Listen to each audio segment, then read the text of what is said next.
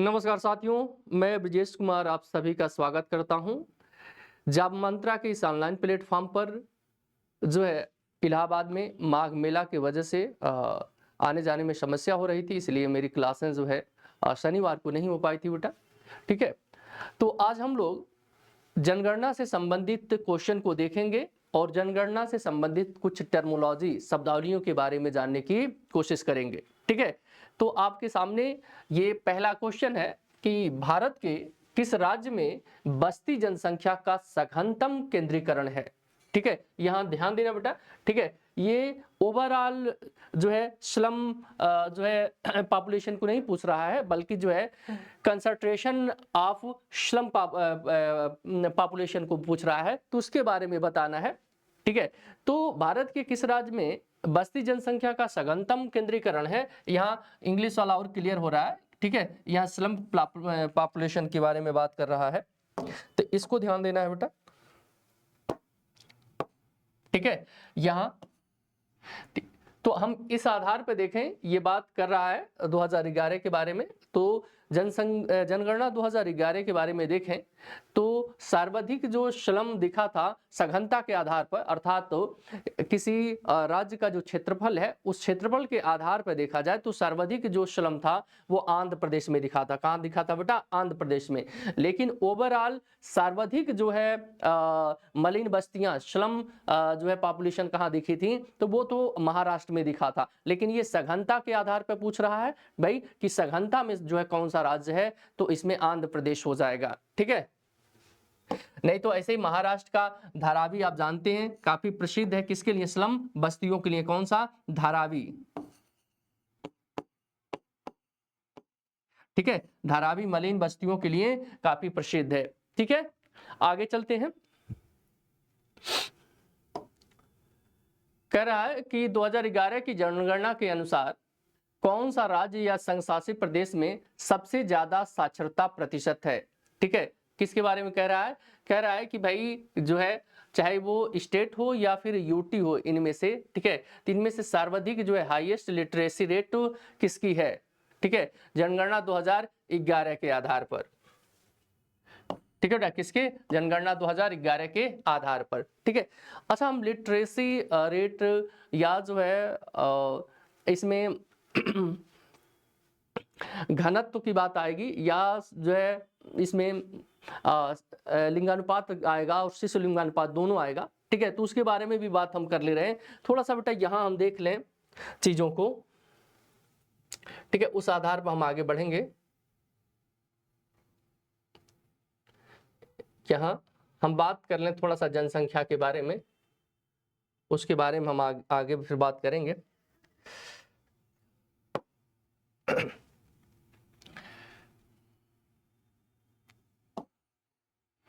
जनगणना, ठीक है,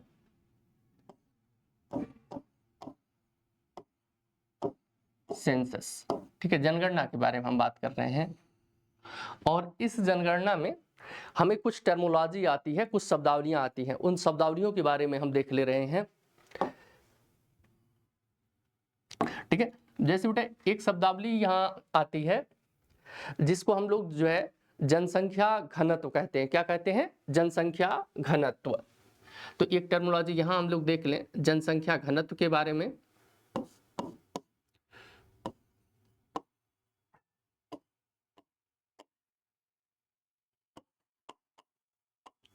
जनसंख्या घनत्व, पॉपुलेशन डेंसिटी।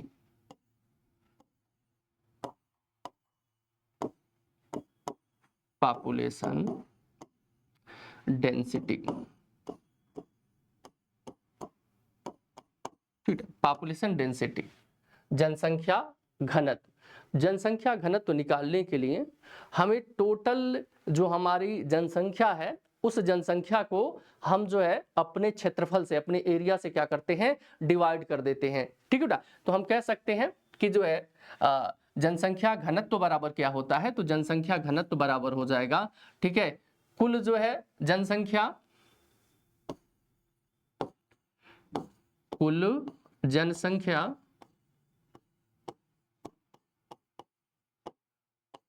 ठीक है, कुल जनसंख्या अर्थात टोटल पॉपुलेशन,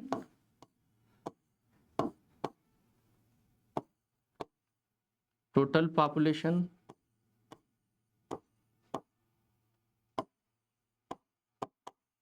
टोटल पॉपुलेशन बट्टे, ठीक है, कुल जो है क्षेत्रफल या कुल एरिया, कुल क्षेत्रफल, ठीक है, कुल क्षेत्रफल हमारा जो कुल एरिया है, टोटल एरिया, ठीक है, टोटल एरिया अर्थात कुल जो हमारा क्षेत्र है। इस आधार पर देखा जाए जनसंख्या घनत्व हम निकालते हैं, पॉपुलेशन डेंसिटी निकालते हैं कि किसी देश की जो कुल जनसंख्या है और उस देश का कुल क्षेत्रफल से हम क्या करते हैं, डिवाइड करते हैं। यहाँ देश, बल्कि चांद बेटा और क्लियर लिख ले, नहीं तो बाद में कहीं आपको ये लगे कि जो है इसमें थोड़ा सा कई चीजें कंफ्यूज कर रही हैं। जैसे देश की कुल जनसंख्या यहाँ लिख सकते हैं, देश की, ठीक है, कुल जनसंख्या, ठीक है, देश की कुल जनसंख्या, और यहां लिख सकते हैं, ठीक है, देश का कुल क्षेत्रफल। इस हिसाब से ये जो है हमारा डेंसिटी निकलती है। अब रही बात 2011 की जनगणना के आधार पर भारत का जो क्षेत्रफल है वो कितना है, ठीक है, क्षेत्रफल करें बेटा, जनसंख्या घनत्व कितना है, ठीक है। तो यहाँ दो का हमको देखना पड़ेगा, यूपी का भी देखना पड़ेगा और जो है भारत का भी हमें देखना पड़ेगा, ठीक है। हाँ, जनसंख्या घनत्व दोनों का हमें देखना पड़ेगा, अर्थात उत्तर प्रदेश का भी देखना पड़ेगा और जो है भारत का भी देखना पड़ेगा। तो यही देख लेते हैं, ठीक है। यहां जो है हम लोग देख लेते हैं सबसे पहले देश का, भारत का जो है जनसंख्या घनत्व, जनसंख्या घनत्व, पॉपुलेशन डेंसिटी किसके अकॉर्डिंग उठा, 2011 के, ठीक है, जनसंख्या 2011 के अकॉर्डिंग कितनी है, तो 2011 के अकॉर्डिंग जो है भारत का जो है 382, कितना बेटा, 382 प्रति वर्ग प्रति व्यक्ति प्रति वर्ग किलोमीटर है, ठीक है, 382 व्यक्ति, ठीक है, प्रति वर्ग, यहाँ प्रति वर्ग होता है, ठीक है, प्रति वर्ग किलोमीटर भी रहता है, प्रति वर्ग किलोमीटर। तो ये तो हो गया भारत का भाई जनसंख्या घनत्व 2011 के आधार पर कितना था, 382 था, ठीक है बेटा। अच्छा, अब यही हम जो है यूपी का देख लें कि यूपी का कितना है, उत्तर प्रदेश का जनसंख्या घनत्व, ठीक है। तो उत्तर प्रदेश का जनसंख्या घनत्व देख लेते हैं बेटा, ठीक है, यूपी का जो है जनसंख्या घनत्व, जनसंख्या घनत्व, ठीक है। तो यूपी का जो जनसंख्या घनत्व है किसके आधार पर, जनगणना 2011 के आधार पर, ये 829 है, कितना है बेटा, 829 है, ठीक है, 829 जो है व्यक्ति प्रति वर्ग किलोमीटर, ठीक है, 829 व्यक्ति प्रति वर्ग किलोमीटर है, ठीक है।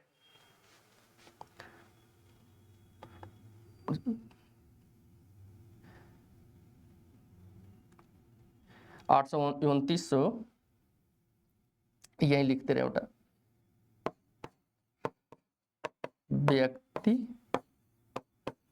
प्रति वर्ग किलोमीटर, ठीक है, किलोमीटर हो जाएगा। तो ये दोनों को ध्यान में रखना पड़ता है। भारत का जनसंख्या घनत्व कितना है, 382 है, और जो है हमारी यूपी का जनसंख्या घनत्व कितना है, 829 है, ठीक है, ये भी ध्यान में रखना होगा। अब इसमें कभी कभी राज्यों को लेके भी पूछ देता है कि भाई सर्वाधिक जो है जनसंख्या घनत्व किसका है, तो ये भी चाहे तो आप इसको लिख सकते हैं, ठीक है, हाँ बिल्कुल, यही जो है लिख लेते हैं थोड़ा सा इसको ऊपर करके।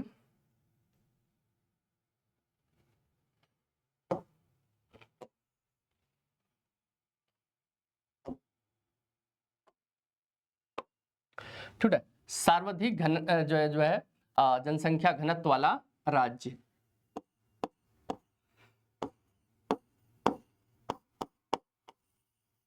सर्वाधिक जनसंख्या घनत्व, ठीक है, घनत्व वाला राज्य, ठीक है। तो यहां किसकी बात की जा रही है, जो है मैक्सिमम डेंसिटी की बात की जा रही है।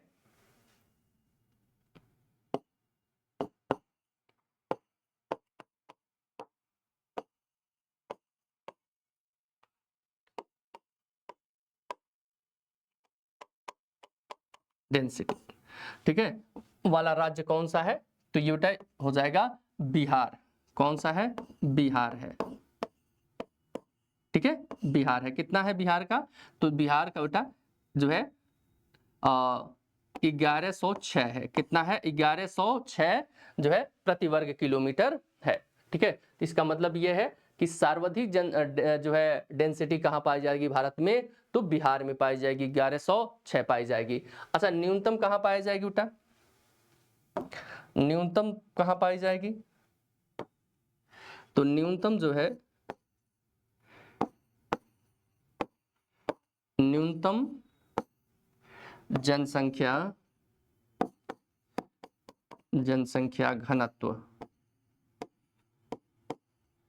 घनत्व वाला राज्य, ठीक है। न्यूनतम जनसंख्या घनत्व वाला राज्य कौन सा हो जाएगा, ठीक है,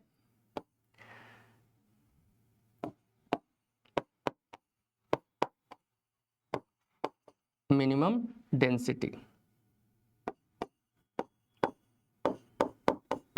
डेंसिटी वाला राज्य कौन सा है, तो ये हो जाएगा अरुणाचल प्रदेश। अरुणाचल प्रदेश, ठीक है। मात्र यहाँ कितना है, तो यहाँ मात्र 17 है, ठीक है। इसकी जनसंख्या घनत्व कितनी है, मात्र 17 है, किसका, अरुणाचल प्रदेश का। तो इस आधार पर हम कह सकते हैं कि देश का जो कुल पॉपुलेशन है, जनसंख्या है, ठीक है, उस जनसंख्या को अपने हम एरिया से, क्षेत्रफल से डिवाइड कर देते हैं, तो हमें जो है जनसंख्या घनत्व निकल के आता है, प्रति व्यक्ति जनसंख्या घनत्व निकल के आ जाएगा, ठीक है। औसत जनसंख्या घनत्व की भाई एक जो है वर्ग किलोमीटर में कितने लोग रह रहे हैं, तो प्रति वर्ग किलोमीटर के आधार पर इसको देखा जाता है। अब कह रहा है कि भाई भारत का जनसंख्या घनत्व 2011 में, क्योंकि अभी तक कोरोना की वजह से 2021 वाली जनगणना नहीं हो पाई थी, तो 2027 में अब अगली जनगणना होने वाली है, ठीक है। तो भारत का जनसंख्या घनत्व कितना है, तो 382 है। उत्तर प्रदेश का जनसंख्या घनत्व कितना है, 829 है, ठीक है। अच्छा, सर्वाधिक जनसंख्या घनत्व वाला राज्य कौन सा है, तो सर्वाधिक जनसंख्या घनत्व वाला राज्य जो है बिहार है, 1106 है। यहाँ कितने लोग हैं, 1106, ठीक है। अच्छा, न्यूनतम जनसंख्या घनत्व वाला राज्य कौन सा है, तो अरुणाचल प्रदेश है। यहाँ कितना है, तो यहाँ 17 है प्रति व्यक्ति प्रति वर्ग किलोमीटर, ठीक है। तो इस आधार पर हम कह सकते हैं कि जनसंख्या घनत्व की जो कंडीशन है, जहां से क्वेश्चन बनने के ज्यादातर संभावना रहती है, ठीक है, इस आधार पर हम इसको कह सकते हैं। हाँ बिल्कुल, 800 जो है 382, 829 हो गया, ठीक है। और फिर बिहार हो गया, और जो है अपना अरुणाचल प्रदेश हो गया। हाँ ठीक है, आगे बढ़ते हैं। अब इसी में एक शब्द आएगा बेटा, ठीक है, लिंगानुपात। क्या आएगा, लिंगानुपात आएगा, तो उसको भी हम लोग देख लेते हैं, ठीक है। इसी में जो है लिंगानुपात वाली बात आएगी।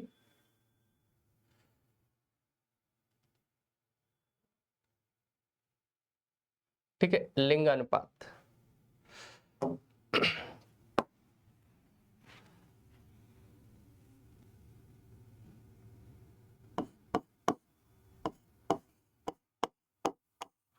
लिंगानुपात, ठीक है। हम बात करें लिंगानुपात की, सेक्स रेशियो,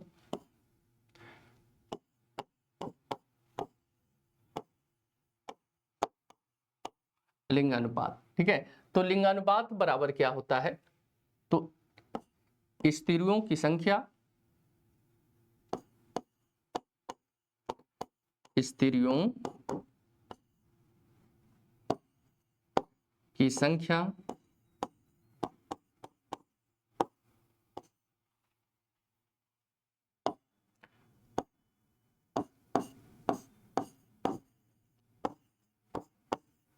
फीमेल्स नंबर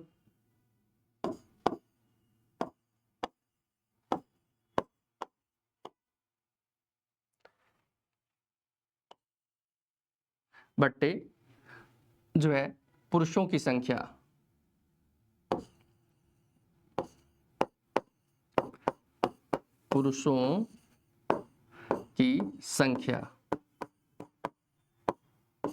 ठीक है, अर्थात तो जो है मेल्स जो है पॉपुलेशन या नंबर,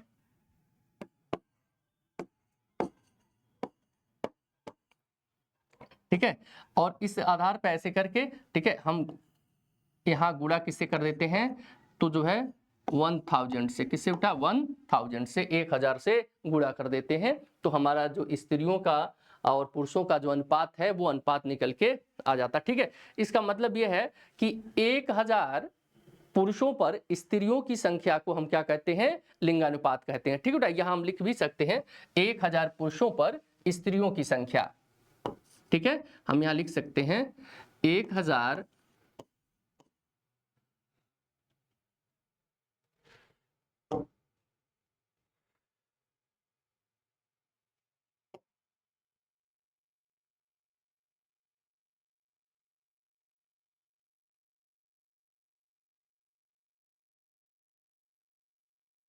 ठीक है। क्या हम लिख सकते हैं बेटा कि 1000 पुरुषों पर, ठीक है, मेल पर, पुरुषों पर स्त्रियों की संख्या, स्त्रियों की संख्या, ठीक है। तो 1000 पुरुषों पर स्त्रियों की जो संख्या है वही क्या कहलाता है, लिंगानुपात कहलाता है, ठीक है बेटा। अब हम बात करें भाई भारत का लिंगानुपात, ठीक है, हम भारत का लिंगानुपात की बात करें, रेड वाले फल, ठीक है, इसको ले लेते हैं, ठीक है। अब हम बात करें भारत के लिंगानुपात का,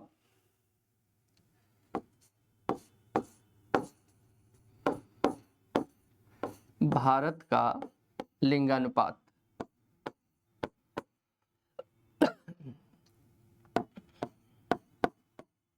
लिंगानुपात, ठीक है, सेक्स रेशियो,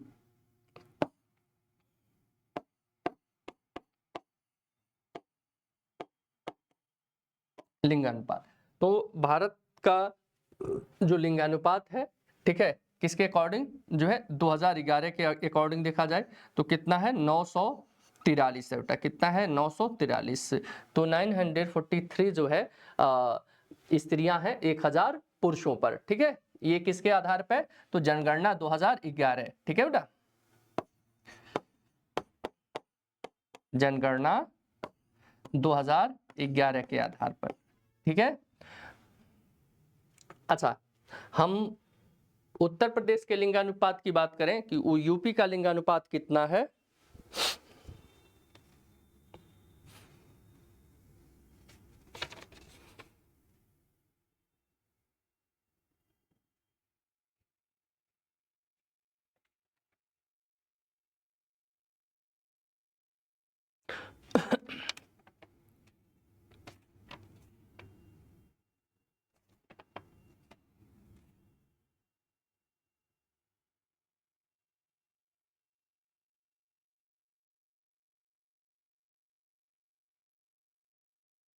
तो 902 है बेटा, ठीक है। यूपी का लिंगानुपात कितना है, 902 है, ठीक है, यहां हम लिख लें, ठीक है।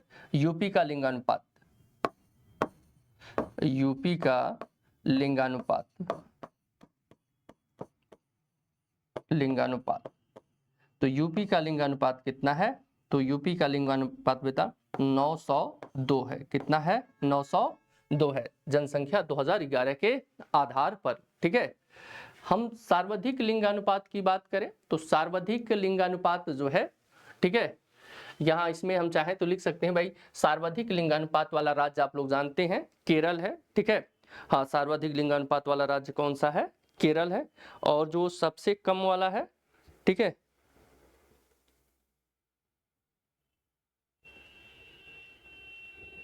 हाँ हाँ,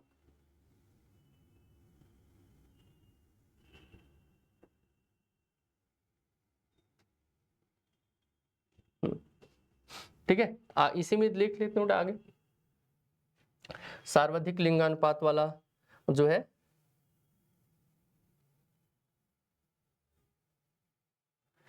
यही इसी में कर लेते हैं, ठीक है।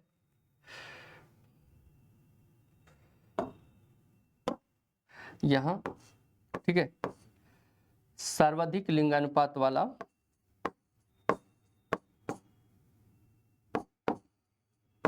सर्वाधिक लिंगानुपात,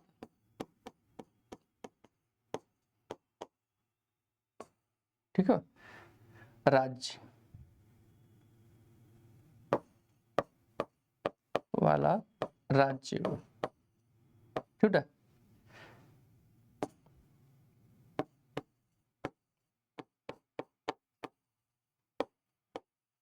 मैक्सिमम जो है सेक्स रेशियो,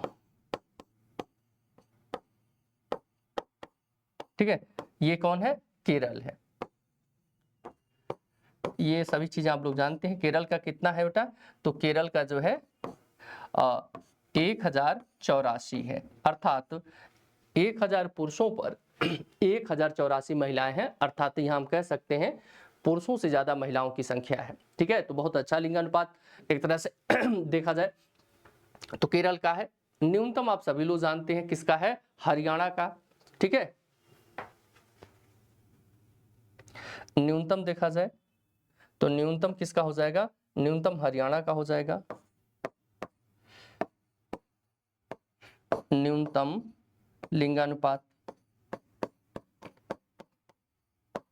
ठीक है। तो न्यूनतम लिंगानुपात वाला राज्य, ठीक है,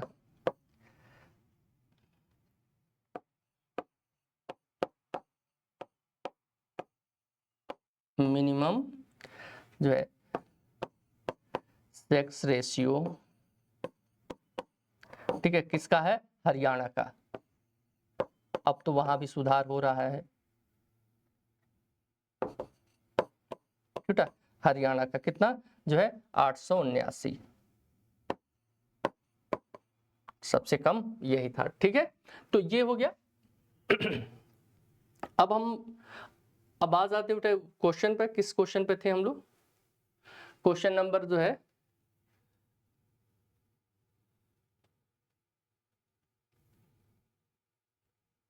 2 पे थे ना बेटे, कि ये किया था साक्षरता दर को लेके था, ठीक है, साक्षरता दर को लेके। तो अभी हम साक्षरता दर के बारे में नहीं बात की है, अभी साक्षरता दर में भी बातें हम कर ले रहे हैं, ठीक है। अब देखिए कह रहा है कि जो है 2011 के अनुसार कौन सा राज्य या संसाधित प्रदेशों में सबसे ज्यादा साक्षरता प्रतिशत है? तो साक्षरता प्रतिशत सबसे ज्यादा किसका है ये आपको बताना है, जिसमें कह रहा है चंडीगढ़ है, दिल्ली है, केरल है, महाराष्ट्र है। हाँ बिल्कुल, साक्षरता में तो सार्वजनिक साक्षरता वाला कौन हो जाएगा, ठीक है। हाँ हाँ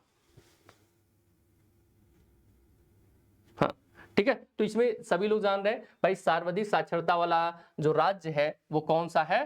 केरल है, ठीक है। कौन है बेटा? केरल है। क्यों केरल है? क्योंकि यहाँ का जो साक्षरता दर है केरल की सर्वाधिक है। कितना है? सर्वाधिक है, सबसे ज्यादा कितनी है यहाँ की साक्षरता दर? तो यहाँ की जो है लगभग जो है 94 से जो है ऊपर है, या 94 के करीब है, ठीक है। तो 94% जो है साक्षरता दर पाई जाती है कहाँ? केरल में, ठीक है। अच्छा, हम साक्षरता दर की हम बात करें कि भाई साक्षरों की संख्या हम निकालने के लिए क्या करते हैं? हाँ बिल्कुल, साक्षरता दर निकालने के लिए हम क्या करते हैं? तो इसके लिए हमें एक फार्मूले पर जाना पड़ता है, ठीक है। हाँ, लिटरेसी रेट निकाले, तो साक्षरों की संख्या, ठीक है,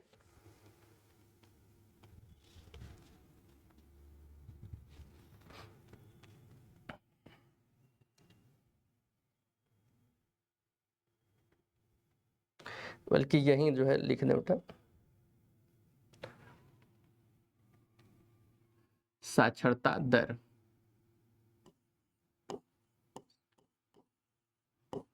साक्षरता दर, लिटरेसी रेट।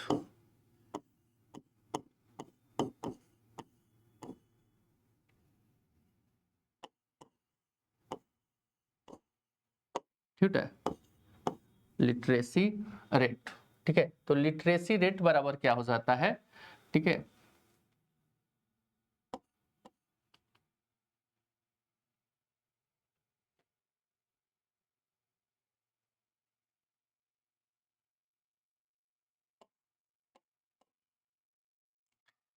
साक्षर, यहां बल्कि इधर लिख दे उठा, यहां लिख देते हैं।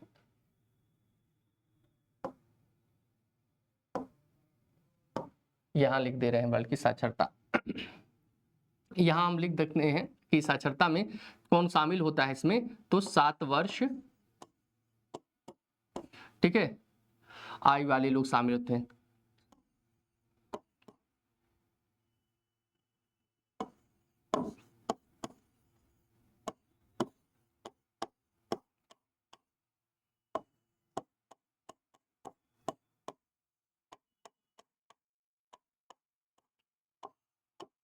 तो हमारे के यहाँ जो साक्षरता दर निकाली जाती है, उस साक्षरता दर में कितने उम्र वालों को शामिल किया गया है? तो हमारे के यहाँ 7 वर्ष या इससे अधिक उम्र वाले को, जिनका एज जो है 7 वर्ष है या 7 वर्ष से अधिक हो चुका है, उन्हीं को हम जो है साक्षरता दर में शामिल करते हैं। ठीक है, कोई व्यक्ति जो है किसी एक भाषा में लिखना पढ़ना जानता है, ठीक है, तो उसे हम साक्षर कहेंगे, लेकिन उसकी न्यूनतम उम्र 7 वर्ष हो जानी चाहिए। ठीक है, तो 7 वर्ष से जो कोई कम है, अर्थात किसी बच्चे की उम्र 5 साल है या 6 साल है, लेकिन वो पढ़ना भी जानता है, लिखना भी जानता है, तो क्या हम उसे साक्षर मान ले? नहीं, उसे साक्षर नहीं मान सकते, क्योंकि हमारी साक्षरता जो दर शामिल होती है वो कितने वर्ष से लेकर शुरू होती है? 7 वर्ष या उससे अधिक वालों को शामिल किया जाता है। ठीक है, किसमें? साक्षरता में। हाँ बिल्कुल, 7 वर्ष से अधिक वाले को इसमें शामिल किया जाता है। ठीक है, हाँ हाँ। तो अब इसमें इसको निकालने के लिए हमें साक्षरता, तो साक्षरों की संख्या, ठीक है, हाँ, हम कह सकते हैं यहां साक्षरों की संख्या,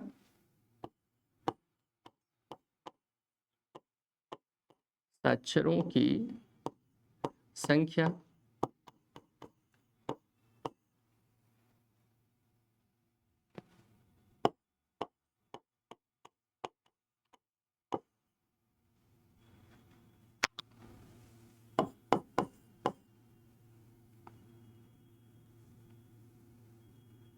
पॉपुलेशन यहां कर सकते हैं, पॉपुलेशन, तो लिटरेट पॉपुलेशन डिवाइड कर देंगे किससे बेटा? तो 7 ईयर्स उम्र वाली संख्या। ठीक है, तो 7 वर्ष आयु तथा इससे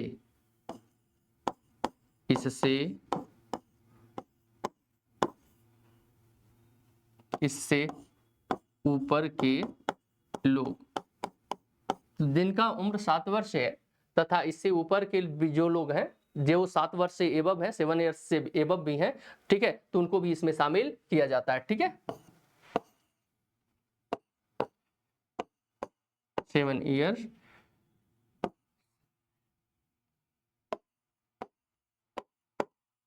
एज्ड, ठीक है, या एबव भी, इससे ऊपर वाले भी इसमें शामिल हो सकते हैं। ठीक है, तो साक्षरता दर निकालने के लिए हमें साक्षरों की संख्या, जो लिटरेट्स हैं उनकी पॉपुलेशन, और जो है डिवाइड हम करते हैं किससे? 7 वर्ष आयु या उससे ऊपर के जितने लोग हैं, ठीक है, उनसे हम डिवाइड कर देते हैं, तो जो निकल के आता है वो करते हैं। ठीक है, अब इसमें जो है चूंकि दर निकालना होता है बेटा, तो इसमें 1000 से गुणा भी कर दिया जाता है। यहाँ जो है करें 1000, 100 से यहाँ गुणा भी कर दिया जाता है। ठीक है, यहाँ हम 100 से जो है गुणा करके निकालते हैं इसके दर को, तो ये भी ध्यान में रखना होगा। ठीक है, तो इस हिसाब से हम देखें तो भारत की साक्षरता जो दर है, ठीक है, भारत की हम बात करें तो भारत की साक्षरता दर जो है 74.04% है। हम यहाँ लिख सकते हैं बेटा। ठीक है, भारत की साक्षरता दर, भारत की साक्षरता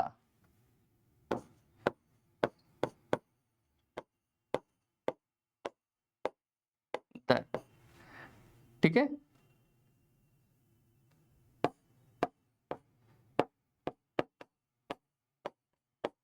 लिटरेसी रेट कितना है, तो जो है 2011 के अकॉर्डिंग देखा जाए तो ये 74.04% है, ठीक है, 74.04%, ठीक बेटा है 2011 की जनगणना के अनुसार। किसके अनुसार बेटा? 2011 के जनगणना के अनुसार, ठीक है। सर्वाधिक किसका है, ठीक बेटा, अच्छा ये तो है ही। सर्वाधिक की हम बात करें, सर्वाधिक साक्षरता दर किसकी है? सर्वाधिक साक्षरता दर में हम देखें यहां से, या ऐसे शॉर्ट में इंग्लिश में लिख देते हैं, ठीक है, इसको समझ लीजिएगा आप लोग।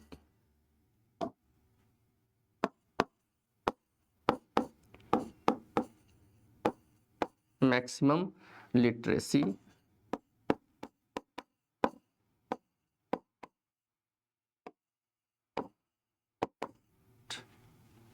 रेट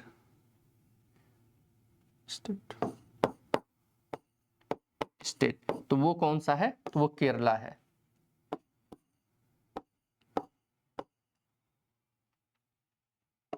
केरला है, और ये केरला का कितना है? तो केरला का आपने देखा था बेटा कितना, 94% है, ठीक है। अच्छा, जो सबसे न्यूनतम देखा जाए किसका है, ठीक है, ये तो मैक्सिमम हो गया। न्यूनतम देखा जाए तो न्यूनतम बिहार का है। किसका बेटा? किस राज्य का? तो भारत की साक्षरता दर कितनी है? 74.04 या 74 भी याद रखना, ठीक है। अच्छा, राज्यों में सर्वाधिक साक्षर दर कौन सी है? किसकी? तो केरल की है। और न्यूनतम साक्षरता, सबसे कम साक्षर लोगों की संख्या किसकी है? तो वो है बेटा, ठीक है, बिहार की।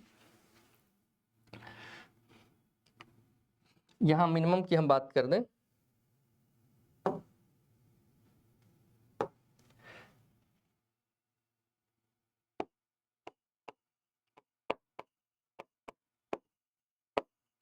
मिनिमम, तो मिनिमम किसका हो जाएगा? बिहार का बेटा, मिनिमम बिहार का हो जाएगा। बिहार का जो है 67 जो है समथिंग है, बस इतना भी याद रख लेंगे, तब भी जो है हमारा चीजें हो जाएंगे, ठीक है। तो ये दोनों चीजें इसमें चल रही हैं, हाँ बिल्कुल, ठीक है, हाँ।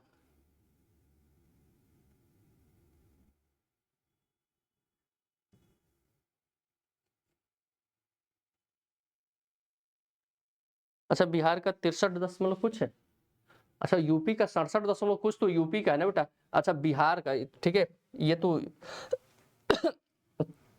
ठीक है बेटा, हाँ ये तो यूपी वाला, बिहार का हम कर लेते हैं ना इसको। बिहार वाला कितना है?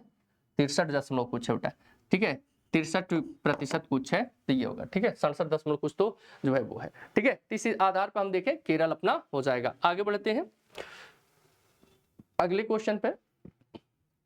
अच्छा, कह रहा भारत में शिशु लिंगानुपात का प्रतिशत निकालने का सूत्र क्या है? अच्छा, अब यहाँ शिशु लिंगानुपात की बात कर रहा है, ठीक है, किसकी बात कर रहा है बेटा? अभी हम लोगों ने देखा था कि भाई जो सेक्स रेशियो था भारत का वो 943 था, और उसके जो फार्मूले थे, ठीक है। अब यहाँ बात कर रहा है शिशु लिंगानुपात का, तो जो शिशु आप जानते हैं कि कितने वर्ष से कितने वर्ष में है, तब तो ये क्वेश्चन बहुत आसानी से किया जा सकता है, ठीक है। तो शिशु लिंगानुपात निकालने के लिए ना बेटा हम क्या करते हैं, शिशु लिंगानुपात,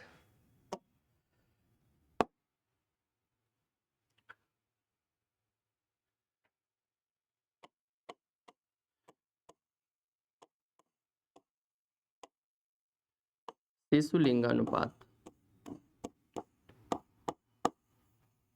लिंगानुपात, तो शिशु लिंगानुपात की हम बात करें तो शिशु लिंगानुपात में देखा जाए चाइल्ड सेक्स रेशियो, यहाँ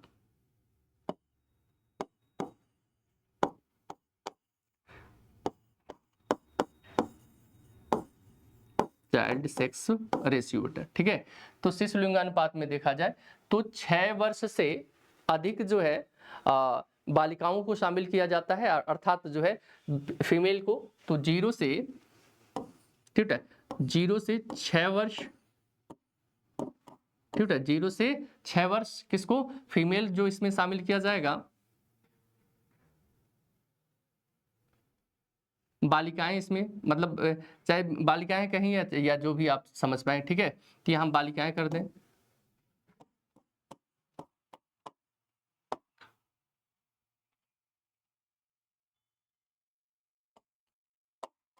ठीक है, तो इसमें 6 वर्ष की बालिकाओं को शामिल किया जाता है, अर्थात इसमें जो है गर्ल्स शामिल होती हैं।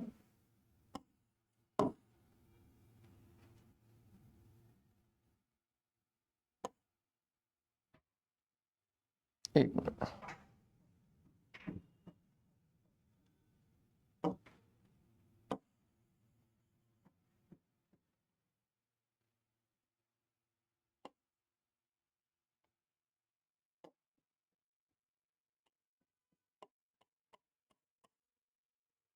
को इसमें शामिल किया जाता है, ठीक है। और जो है 0 से 6 वर्ष, ठीक है। अच्छा यहाँ बेटा ऐसा है ना, मेल फीमेल कर लेना, नहीं तो सही बात है, यहाँ कंफ्यूजन हो जाएगा। डायरेक्ट में बेटा ना मेल फीमेल कर देते हैं, ठीक है, यहाँ मेल बल्कि कर लीजिए, ठीक है, ये जो है फीमेल हो जाएगा,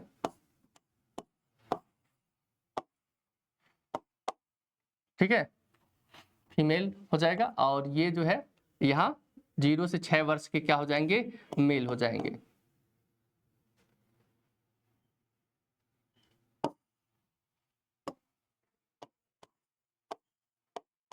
ठीक है, मेल हो जाएंगे या पूरा मेल्स, ठीक है। तो इसका मतलब यह है कि शिशु लिंगानुपात में 0 से 6 वर्ष के बच्चियों को अर्थात बालिकाओं को और 0 से 6 वर्ष के बालकों के, ठीक है, इनको दोनों के अनुपात को जो है देखा जाता है, ठीक है। और इसको गुणा कर दिया जाता है किसमें, जो है 1000 में, किसमें बेटा, 1000 में गुणा कर दिया जाता है और इसको गुणा करके निकाला जाता है, ठीक है। इसका मतलब हम सीधा सीधा कह सकते हैं कि जब हम चाइल्ड सेक्स रेशियो की बात करते हैं तो चाइल्ड सेक्स रेशियो में 0 से जो है 6 ईयर्स फीमेल को शामिल करते हैं, अपान जो है 0 से 6 ईयर्स जो है मेल को शामिल करते हैं, और इनको जो है किसमें जो है मल्टीप्लाई करते हैं, तो 1000 में मल्टीप्लाई कर देते हैं और रेशियो निकल के हमारी आ जाती है, ठीक है। अब उसी के अकॉर्डिंग ये क्वेश्चन है बेटा, यहां देख सकते हैं, ठीक है, ये उसी फार्मूले के आधार पर ये क्वेश्चन पूछा गया है। अब देखो बेटा कह रहा कि भारत में शिशु लिंगानुपात का प्रतिशत निकालने का सूत्र क्या है, ठीक है। तो यहाँ जो है उसके फार्मूले को जो है निकालने के लिए हम लोगों ने अभी देखा कि कह रहा 1000 जो है, अच्छा यहाँ पुरुष संख्या कह रहा, पुरुषों की संख्या महिलाओं की संख्या नहीं, पुरुषों महिलाओं की संख्या नहीं हो जाएगा, यहाँ महिला संख्या प्लस पुरुष महिला संख्या नहीं, ठीक है, क्योंकि यहाँ चाइल्ड की बात कर रहा है, ठीक है। पुरुष संख्या प्रति 1000 महिला 0 से 6 साल आयु वर्ग में, ठीक है। अच्छा अब फिर जो है ये कह रहा है कि जो है 0 से 6 वर्ष के आयु वर्ग में प्रति 1000 बालिकाओं पर बालिकाओं की संख्या, ठीक है। तो यहाँ बेटा सी वाले में क्या कर रहा है, 0 से 6 वर्ष पुरुष संख्या प्रति 1000 महिला, नहीं महिला नहीं होगा ना, पुरुष पे होना चाहिए, तो ये वाला तो कट जाएगा, बाकी ये तीनों तो डायरेक्टली हमारा डी हो जाएगा ना बेटा, यहाँ तो ये तीनों कट जाएंगे क्योंकि यहाँ पुरुष कह रहा, ठीक है, पुरुषों पे ये ए वाले में तो संख्या कह रहा है पुरुष संख्या और महिला, तो ये यहाँ से कोई फार्मूला बैठ नहीं रहा है। बी में क्या कह रहा है बेटा, कह रहा महिला संख्या जो है अर्थात पुरुष और प्लस महिला संख्या, नहीं ये भी नहीं बैठेगा क्योंकि हमें निकालना है 1000 महिलाओं बच्चियों पर जो है 1000 बच्चों की अर्थात पुरुष वालों की संख्या। सी में कह रहा बेटा, ठीक है, कि जो है पुरुष संख्या प्रति 1000 महिला 0 से 6 साल आयु वर्ग में, ठीक है। और इसमें डी में क्या कह रहा है, कह रहा है कि 0 से 6 वर्ष के आयु वर्ग में प्रति 1000 बालकों पर बालिकाओं की संख्या, ठीक है। हाँ तो बिल्कुल ये हमारा सही हो जाएगा, डी हो जाएगा, क्योंकि ये वाला एकदम क्लियर कर रहा है कि भाई 0 से 6 वर्ष के आयु वर्ग में प्रति 1000 बालकों पर बालिकाओं की, ठीक है बेटा, बालकों पर बालिकाओं की संख्या, क्योंकि हम जानते हैं महिलाओं या चाहे हम इसमें वुमेन कहें या चाइल्ड कहें, दोनों में हमने देखा था कि परिभाषाओं में इसके कि 1000 ना बेटा, 1000 किस पर, मेल पर, 1000 मेल पर किनकी संख्या, फीमेल की संख्या को हमने देखा था, जिस आधार पर हमने कहा था कि 1000 पुरुषों पर महिलाओं की कितनी संख्या है ये बताता है लिंगानुपात, ठीक है। जैसे भारत का लिंगानुपात कितना है तो आपने देखा था इंडिया का लिंगानुपात कितना है, तो इंडिया का लिंगानुपात जो है 943 है। कितना है बेटा, 943 है। इसका अर्थ ये निकला कि 1000 पुरुषों पर कितनी महिलाएं जो है, 943 महिलाएं हैं। इसका मतलब यह है कि अभी ये बैलेंस नहीं बना रहा है, ठीक है। होना क्या चाहिए था, 1000 पुरुषों पर जो है 1000 महिलाओं की संख्या, ये बता रहा है कि अभी जो है इनके बीच में अंतर है, क्योंकि पुरुष तो 1000 है लेकिन महिलाओं की संख्या कितनी है, 943 है, ठीक है। तो इसलिए हमारा आंसर इसमें क्या हो जाएगा बेटा, डी हो जाएगा, ठीक। सी वाला भी देखो बेटा करीब जा रहा है, लेकिन यहाँ पुरुषों की संख्या प्रति 1000 जो है महिला अब प्लस जो है 0 से 6 साल आयु वर्ग में डिवाइड कर रहा है, लेकिन ये वाला देखो एकदम क्लियर कर रहा है, नहीं भाई 0 से 6 वर्ष आयु के वर्ग में प्रति 1000 बालकों पर बालिकाओं की संख्या, ठीक है। कितनी की वाली, वो 0 से 6 वर्ष वाली, दोनों होने चाहिए, ठीक है। हाँ अच्छा, इंग्लिश वाला इसमें देखा जाए तो यहाँ कह रहा है नंबर ऑफ मेल्स पर 1000 फीमेल्स इन द एज 0 से 6 वर्ष, और इसमें इंग्लिश वाले में क्या कह रहा है, नंबर ऑफ द फीमेल्स पर 1000 males in the age group 0 से 6 वर्ष की संख्या। हाँ तो बिल्कुल डी वाला हो जाएगा, ठीक है। सी में और डी में बहुत मार्जिनल अंतर पैदा हो रहा है, ठीक है, तो यह हमारा आंसर क्या हो जाएगा, डी हो जाएगा। आगे बढ़ते हैं बेटा, ठीक है। तो इसमें हम लोगों ने कितना चीजें देख लिया बेटा टर्मोलॉजी से संबंधित, एक तो हमने जनसंख्या घनत्व वाला देख लिया, और एक हमने लिटरेसी वाला देख लिया, और एक लिंगानुपात वाला देख लिया। 3 फार्मूले को हम लोगों ने देख लिया है, ठीक है बेटा। आगे बढ़ते हैं अगले क्वेश्चन पर। अच्छा कह रहा है the population growth rate of India is, अच्छा भारत की जनसंख्या वृद्धि दर क्या हो रही है ये आपको बताना है, ठीक है। 10 की वृद्धि दर की हम बात कर रहे हैं, ठीक है। तो यहां हम बात करें कि भाई घट रही है कि बढ़ रही है कि समान है या कुछ नहीं, ठीक है। तो ध्यान दो बेटा, भारत की जो जनसंख्या दर है, यह जनसंख्या दर घट तो रही है, लेकिन इसकी घटने की दर कैसी है, ओवरऑल जनसंख्या में वृद्धि हो रही है, लेकिन जो बढ़ने की गति थी ना वो घट रही है। वो क्या हो रही है, घट रही है, हम कह सकते हैं, ठीक है। इसका हमारा आंसर क्या हो जाएगा कि भारत में जो जनसंख्या वृद्धि दर है वो क्या हो रही है, डिक्रीज हो रही है, ठीक है। क्या हो रही है, डिक्रीज हो रही है। कैसे हो रही है ये थोड़ा सा जानने की जरूरत है, ठीक है। जब हम 10 की वृद्धि दर की बात करते हैं तो ध्यान देना, भारत में सर्वाधिक जो जनसंख्या वृद्धि दर था वर्ष था 1971, ठीक है। सर्वाधिक हम यहां लिख सकते हैं, सर्वाधिक 10 की वृद्धि, 10 की,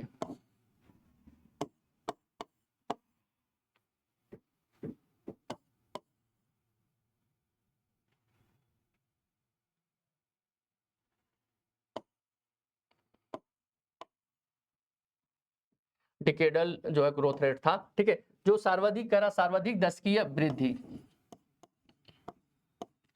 वृद्धि दर, ठीक है। सर्वाधिक 10 की वृद्धि दर जो है 1971, ठीक है, 1971 में था। तो 10 की वृद्धि का मतलब क्या है कि भाई 10 सालों में, अब 10 सालों में वृद्धि का मतलब है 1961 से 1971 वाला रहा होगा, तो 1961 से 1971 वाले में जो सर्वाधिक वृद्धि थी 10 की वृद्धि दर, ठीक है। ये वृद्धि दर जो 1971 में थी वो कितनी थी, तो वो 24.8% थी। कितना, 24.8%। लमसम जो है देखा जाए तो 25% जो थी हमारी 10 की वृद्धि दर थी, कब, 1971 में। और अब तक क्वेश्चन बनाता है कि भारत का वो कौन सा 10 की वर्ष था जिसमें सर्वाधिक जनसंख्या वृद्धि दर हुई है? तो ये 1971 का 10 की वर्ष था जिसमें सर्वाधिक भारत में जनसंख्या वृद्धि दर हुई है। कितने प्रतिशत? 24.8%। अब देखो बेटा कितना अंतर कैसे आ रहा है, घट कैसे रही है। अब हम बात करें, ठीक है, 2001 की, हम बात करें किसकी? 2001 की जनगणना में। तो 2001 की जनगणना में यह दर घट के कितनी आ गई है? 21 दशमलव, ठीक है, 21 दशमलव कुछ है लगभग, तो 21% हम मान लें। लेकिन जो 2011 की, ठीक है, जब हमने 2011 की जनगणना को देखा था, ठीक है, किसकी? 2011 की जनगणना, ठीक है बेटा। तो 2011 की जनगणना में 10 की वृद्धि दर कितनी है? 10 की वृद्धि, ठीक है। तो 2011 में 10 की वृद्धि दर कितनी है? तो 17.7% है। 17 दशमलव कितना है? 7% है। तो कहीं ना जाओ, बस डायरेक्ट ऐसे ही देख लो कि भाई 10 साल में जनगणना होती है। 2001 में जनगणना हुई थी, उस समय हमारी 10 की वृद्धि दर 21% थी, और 2011 में फिर जनगणना हुई 10 साल बाद, 2001 में हुई थी, फिर 2011 में हुई, तब हमारा जो है 10 की वृद्धि दर कितना घट के चला आया? 17.7। तो इस हिसाब से जनसंख्या तो प्रतिशत में देखा जाए जो बढ़ने की गति थी वो क्या हो रही है? कंटिन्यू गिर रही है, घट रही है ना। लेकिन ओवरऑल भाई पॉपुलेशन तो बढ़ ही रहा है, 17.7 तो बढ़ा, तो लेकिन पिछले अकॉर्डिंग देखा जाए, पिछले वर्ष के 2001 की जनगणना के हिसाब से तो भाई 21 था, अब घट के कितना आ गया? 17 आ गया। तो इस हिसाब से हमारी जनसंख्या जो वृद्धि दर है वो क्या हो रही है? घट रही है। क्या हो रही है? घट रही है, ठीक है। ये अलग बात है कि अभी घटते हुए, ठीक है, दर से भी हमारी टोटल जनसंख्या आगे बढ़ रही है। क्यों? क्योंकि अभी भी 10 की वृद्धि दर 17.7 तो है ही, इसका मतलब इतनी वृद्धि तो हुई ही होगी हमारी जनसंख्या में, ठीक है। एक चीज इसी में और आता है, जो है जनसंख्या विभाजक वर्ष, ठीक है। तो जनसंख्या विभाजक वर्ष भी एक चीज इसमें आता है, तो ये भी थोड़ा सा बेटा यहां देख लें, एक शब्द आता है। तो ये दोनों चीजें क्लियर है बेटा, यहां फिर मैं लिख भी दे रहा हूं, ठीक है। भारत का यही लिख दे रहा हूं, ठीक है।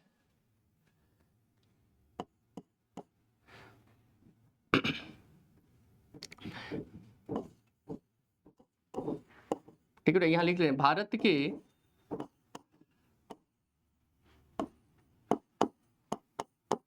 जनसंख्या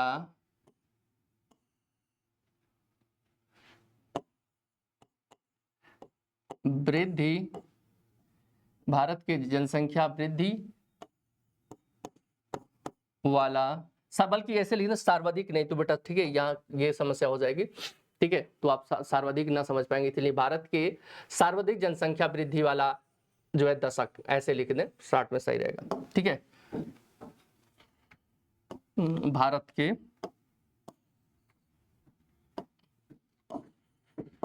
भारत के जनगणना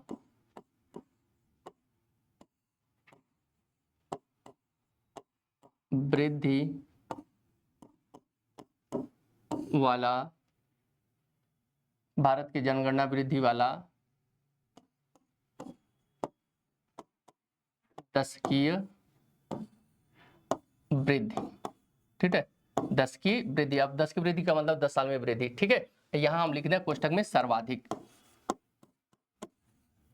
सर्वाधिक, ठीक है, मैक्सिमम। सर्वाधिक कौन सा रहा है? तो सर्वाधिक रहा है, ठीक है, 1971 वाला। कौन सा 10 की वृद्धि दर वाला दशक रहा? तो 1971, ठीक है। तो 1971 का जो 10 की वृद्धि दर रहा है वो सर्वाधिक रहा है। कितना रहा है इसमें 1971 वाले में? तो हमने देखा था सर्वाधिक कितना रहा है? 24 दशमलव, ठीक है, 80%, ठीक है। तो इसका मतलब है भारत की जनगणना वृद्धि वाला, ठीक है, 10 की वृद्धि सर्वाधिक 1971 रहा है, 1961 से 1971, ठीक है। और हम कहें जनगणना 2011 के अनुसार भारत का 10 की वृद्धि दर, भारत का 10 की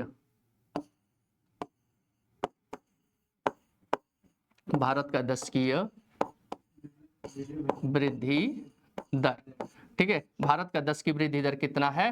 तो ये 17.7% है। कितना है बेटा? 17.7% है। ठीक है, कितना है? 17.7% है।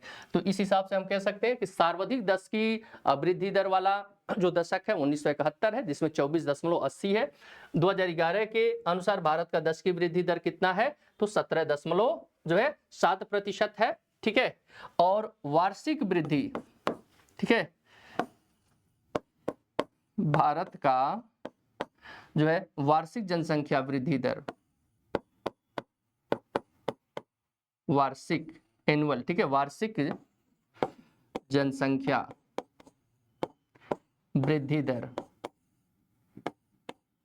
ठीक है, तो एनुअल पॉपुलेशन ग्रोथ रेट, वृद्धि दर कितना है बेटा? तो ये है 1.64%।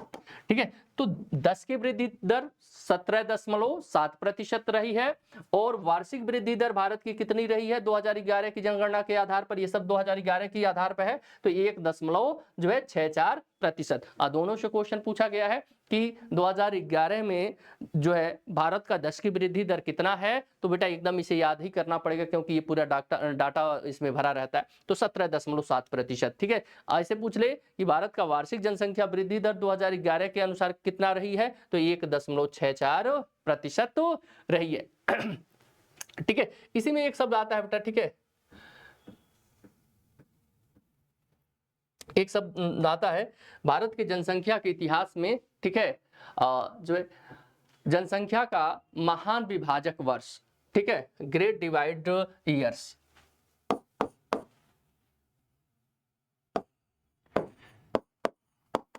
जनसंख्या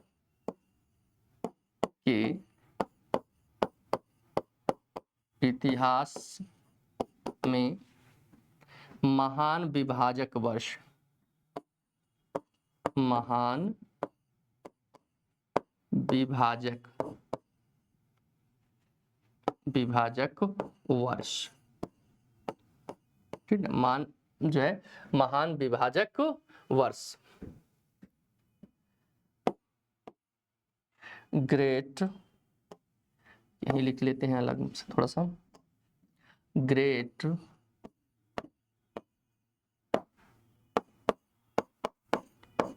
डिवाइड ईयर। ठीक है, तो भाई कह रहा है ग्रेट डिवाइड ईयर कौन सा है, तो जो है जनसंख्या के इतिहास में महान विभाजक वर्ष। ठीक है, वो कौन सा सन है जिसको महान विभाजक वर्ष के रूप में जाना जाता है, ग्रेट डिवाइड ईयर्स के रूप में जाना जाता है? तो बेटा वो 1921 है। कौन है? 1921 है, जहां पहली बार भारत की जनसंख्या माइनस में हो गई थी। इसका मतलब ये है जन्म लेने वाले, ठीक है, कम हो गए और मरने वाले ज्यादा। ठीक है, तभी तो माइनस में जा सकती है। ठीक है, कि भाई चलिए मान लीजिए जन्म लिए 1 लाख, ठीक है, लेकिन मर गए 1,20,000, तो 20,000 क्या हो गई? माइनस में चली गई। तो जनसंख्या के इतिहास में महान विभाजक वर्ष पूछ देता है कि कौन सा है वर्ष, तो जो है 1921 का वो वर्ष है जो महान विभाजक वर्ष के रूप में भारत में जाना जाता है। ऐसा कैसे हुआ? ठीक है, भारत में जनसंख्या वृद्धि दर कैसे जो है ऋणात्मक रही, या कैसे जो है एक तरह से हम ये कह सकते हैं कम हो गई 1921 में, और ये विभाजन का काम करती है। अर्थात 1921 के बाद तेजी से जनसंख्या क्या हो गई? बढ़ गई। तो एक डिवाइड के रूप में इसे देखा जाता है। दरअसल बेटा 1921 में देश में अकाल पड़ा था, सूखा पड़ा था और महामारियां थी। ठीक है, खास करके बीमारियों की वजह से, महामारी की वजह से बहुत सारे लोग मर गए थे। ठीक है, अब चूंकि मृत्यु दर ज्यादा हो जाएगी, किससे? जन्म दर से, तो जाहिर सी बात है टोटल पॉपुलेशन क्या हो जाएगी? कम हो जाएगी। तो 1921 के वर्ष को क्या कहा जाता है? महान विभाजक वर्ष कहा जाता है भारत के जनसंख्या के इतिहास में। तो ये भी हमें ध्यान में रखना होगा कि ठीक है, कि भारत में महान विभाजक वर्ष किसे कहा जाता है? 1921। कारण क्या है ना, तो इसमें बीमारियों से, ठीक है, महामारियों से बहुत सारे लोगों की क्या हो जाती है? मृत्यु हो जाती है, जिससे ओवरऑल जनसंख्या या पॉपुलेशन क्या हो जाती है? कम हो जाती है। ठीक है, तो ये भी ध्यान में हमें रखना होगा। अब इसके कुछ जो ऐतिहासिक पहलुओं की पे हम बात करें बेटा, ठीक है, तो ये वाले क्वेश्चन का जो है आंसर हम लोगों ने देख लिया। इसका किससे संबंधित था ये? हाँ, ये वाला। ठीक है, कि भाई ये क्वेश्चन था कि जो है ये कब पूछा गया है? तो ये इलाहाबाद हाई कोर्ट आरओ जो है, ये आरओ में जो है पूछा गया है। शिफ्ट सेकंड में दोनों ही पूछा गया है, ठीक है। तो ये इस तरह के भी क्वेश्चन आ रहे हैं बेटा। अब इसमें जब तक बच्चे को आंकड़े का सही से आकलन नहीं होगा, ठीक है, कि भाई ये कह क्या रहा है, तो वो उसे लगेगा कि जनसंख्या तो भारत की बढ़ रही है, तो ऐसे में घट कैसे सकती है। उससे नहीं, वो कह रहा है भाई कि जनसंख्या की हमारी जो अकॉर्डिंग है 10 वर्ष की, ठीक है, उसके हिसाब से बताइए। तो उस हिसाब से जनसंख्या हमारी क्या हो रही है, घट रही है। चलिए आगे भी कुछ है।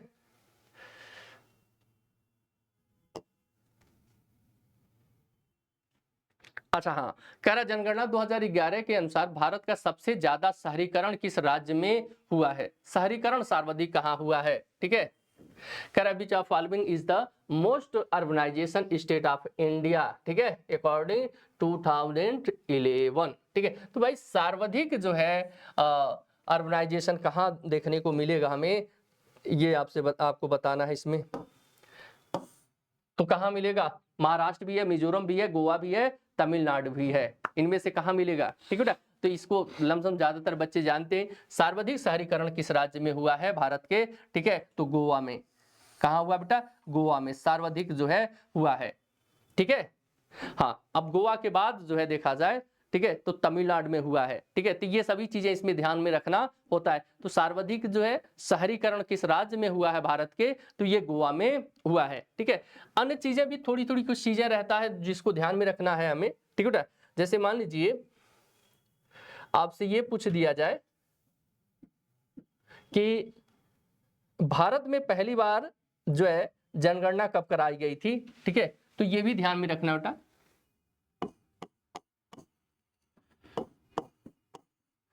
भारत में पहली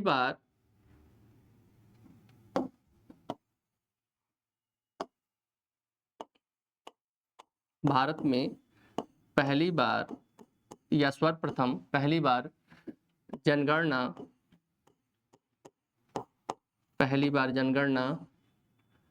1919 नहीं बेटा 1872 में लॉर्ड मेयो के कार्यकाल में हुआ था। लॉर्ड मेयो के कार्यकाल में हुआ था, ठीक है। तो भारत में पहली बार जनगणना कब कराई गई, तो भारत में पहली बार जनगणना कब कराई गई बेटा? 1872 में कराई गई। कब कराई गई? 1872 में कराई गई। भारत में पहली बार जनगणना 1872 में कराई गई। उस समय जो है कौन गवर्नर था? तो लॉर्ड मेयो था, ठीक है। अच्छा, जो है प्रत्येक 10 वर्ष में जनगणना की शुरुआत किसके द्वारा की गई, जिसको हम 10 की जनगणना करते हैं, ठीक है। तो जो है प्रत्येक 10 वर्ष पे, प्रत्येक 10 वर्ष पर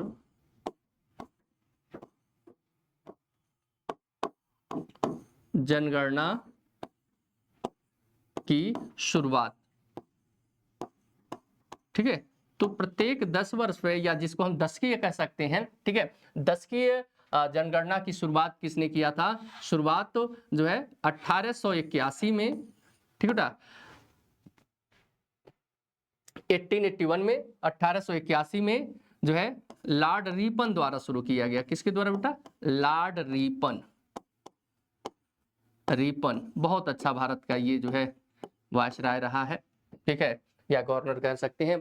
अब जितने भारत में बने थे गवर्नर, इतिहास आप जब पढ़ेंगे तो सबसे भारत के लिए हितकर जो था यही रिपन था। भारत में जो आज पंचायती राज कहते हो ना, जिसको स्थानीय स्वशासन कहा जाता है, स्थानीय स्वशासन का जनक भी अपना रिपन ही है, ठीक है। तो बेटा किसके द्वारा शुरू किया गया? तो 1881 में लॉर्ड रिपन द्वारा शुरू किया गया। प्रत्येक 10 वर्ष पर जनगणना की शुरुआत 1881 में, बल्कि यहां कर ले बेटा 81 में लॉर्ड रिपन द्वारा किया गया, ठीक है। किसके द्वारा किया गया? लॉर्ड रिपन के द्वारा किया गया। कब? 1881 में। तब से एक तरह से प्रचलन हो गया था कि प्रत्येक 10 वर्ष पे भारत में जनगणना की जाएगी, ठीक है, और तब से जनगणना हो ही रही है, ठीक है। अब हम बात करें 2011 की जनगणना, ठीक है, 2011 की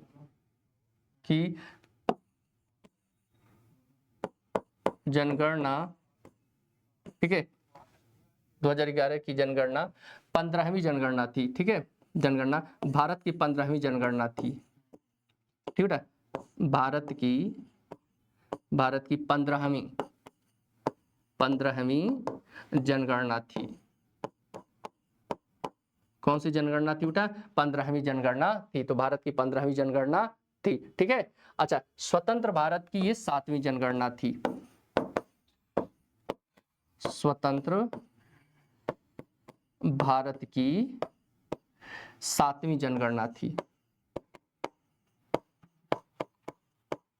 7वीं जनगणना थी, ठीक है। तो ऐसे ही जहां जहां हम लोगों को जरूरत रहेगी फैक्ट की, वहां फैक्ट हमें इस तरह जो है लिखते हम लोग चले जाएंगे, ठीक है। बाकी जब हम लोग क्वेश्चन को जो है अभ्यास के रूप में देखेंगे, प्रैक्टिस सेट के रूप में देखेंगे, अभी तो ये प्रीवियस ईयर क्वेश्चन है, ठीक है, तो बस हम क्वेश्चन को अभी देख रहे हैं भाई किस तरह प्रकार के क्वेश्चन आ रहे हैं, ठीक है, और हमें यहाँ किस प्रकार के डाटा को तैयार करने की जरूरत है, ठीक है।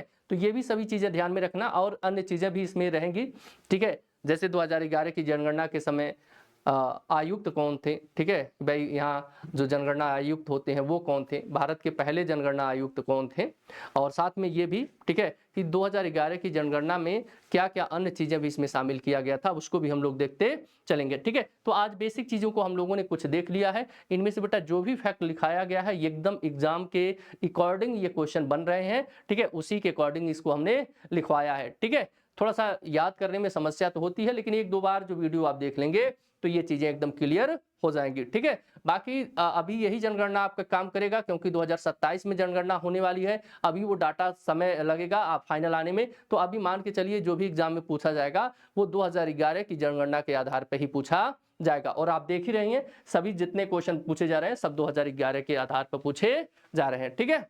तो आज की क्लास को जो है यहीं स्थगित करते हैं, कल फिर मिलते हैं, तब तक के लिए धन्यवाद।